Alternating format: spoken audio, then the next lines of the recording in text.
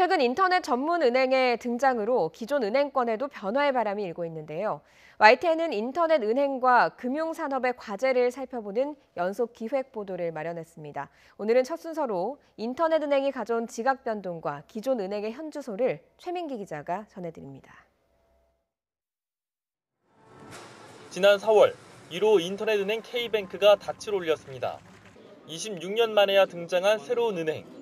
이어 카카오뱅크까지 출범하며 은행권의 새로운 지각 변동을 알렸습니다.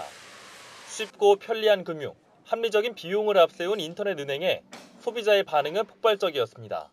카톡을 통해서 이체를 편리하게 하고 돈을 편안하게 모바일 통해서 대출을 받는 이런 프로세스가 되게 단순화되어 있는 거 하나의 특징이고, 혜택은 조건 없는 혜택들입니다. 단순함입니다.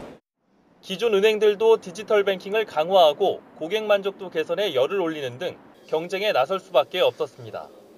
수십 년간 신규 사업자가 없던 기존 구조가 깨지면서 변화가 생긴 겁니다.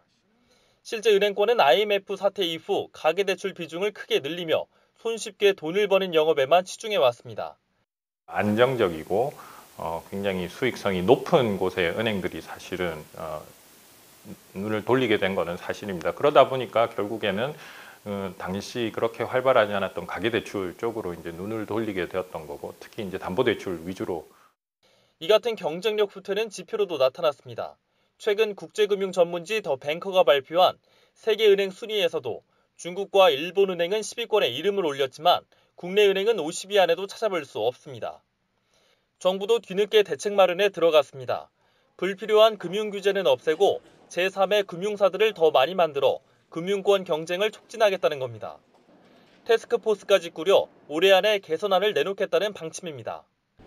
은행권은 올 상반기 최고의 실적을 거두고도 박수받지 못했습니다. 급증하는 가계부채에 기대해 손쉽게 돈을 벌었다는 비판 때문입니다. 은행이 혁신 없는 성장을 반복한다면 금융산업의 미래 역시 밝을 수 없습니다. YTN 최민기입니다.